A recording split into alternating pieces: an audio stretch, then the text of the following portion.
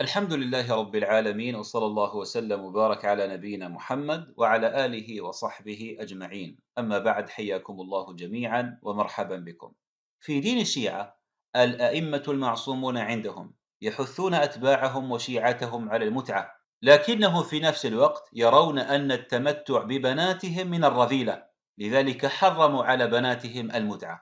في كتاب الجنس في التصور الإسلامي لمحسن محمد عطوي، في هذا الكتاب في الصفحة 180 يقول: فالذي يظهر من كثير من النصوص أن الأئمة حثوا أصحابهم على المتعة من أجل أن يحفظوا هذا الحكم من الزوال والانقراض، بعد أن أعلن عمر تحريمه بمبادرة شخصية. ومن الواضح أن دور الأئمة عليهم السلام كان حفظ الشريعة صافية، بغض النظر الآن عن كذبه وافترائه على عمر رضي الله عنه، وأنه حرم المتعة بمبادرة شخصية، وأن ذلك لم يكن من تحريم رسول الله صلى الله عليه وسلم.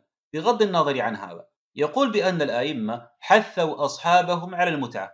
لماذا؟ من أجل أن يحفظوا هذا الحكم من الزوال والانقراض. نفرض أن هؤلاء الأتباع، هؤلاء الأصحاب، عملوا بهذا الحث وأرادوا أن يمارسوا هذا الأمر وأرادوا أن يتمتعوا، فجاءوا إلى الإمام وطلبوا ابنته للمتعة، فماذا سيكون رد الإمام؟ هل سيقبل؟ هل سيقول نعم هذا شرع الله وحلال محمد حلال إلى يوم القيامة، أم سيطردهم ويردهم؟ في كتاب معارف الرجال في تراجم العلماء والأدباء لمحمد حرز الدين، هذا الجزء الأول، في الصفحة 292 يقول: جاء في ترجمة سيد شبر بقلم تلميذه الشيخ أحمد بن الشيخ محمد أن المترجم له قرض رسالة السيد المولى شبر في تحريم التمتع بالعلويات الفاطميات، ألف رسالة مستقلة يثبت فيها أن التمتع بالعلويات الفاطميات محرم. فقال: ما هذا نصه؟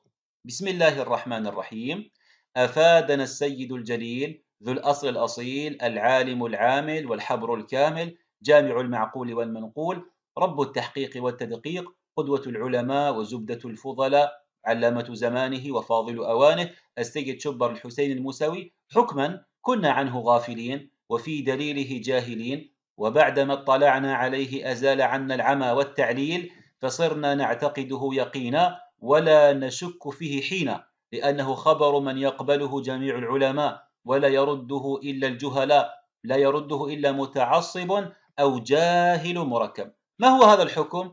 وهو ما أفاد السيد من تحريم التمتع بالفاطميات. ما هي العلة؟ ما هو السبب أن التمتع بالفاطميات العلويات محرم؟ فقال: تنزيها لهن عن الرذلات. فالتمتع بالفاطمية العلوية يعتبره الأئمة رذيلة. فالآن السؤال الذي يطرح نفسه: إذا كان زواج المتعة أمرا حلالا شرعه رب العالمين تبارك وتعالى، والأئمة كانوا يحثون أتباعهم على ممارسة هذا الأمر نكاية في عمر الذي حرمه، لماذا لم يقبلوا هذا الأمر في بناتهم؟ لماذا التمتع ببنات الأئمة حرام؟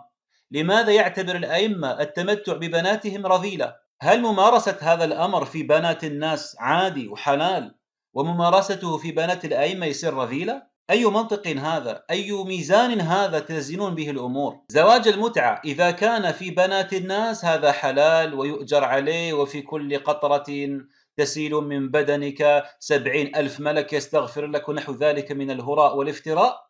لكن إذا تعلق الأمر ببنات الأئمة صار الأمر رذيلة. إذا تعلق الأمر ببنات الأئمة صار قول عمر رضي الله عنه هو المقدم. فما هذا التناقض؟ ما هذا الكيل بمكيالين؟ إذا كان هذا الزوج مشروعا، فالواجب كذلك أن يكون مشروعا في حق بنات الأئمة. لكن هذا يدلكم على أنه لا اعتبار لنساء الشيعة وأعراضهم عند هؤلاء. يجوزون في أعراض الناس ما لا يجوزونه في أعراضهم، ولا حول ولا قوة إلا بالله.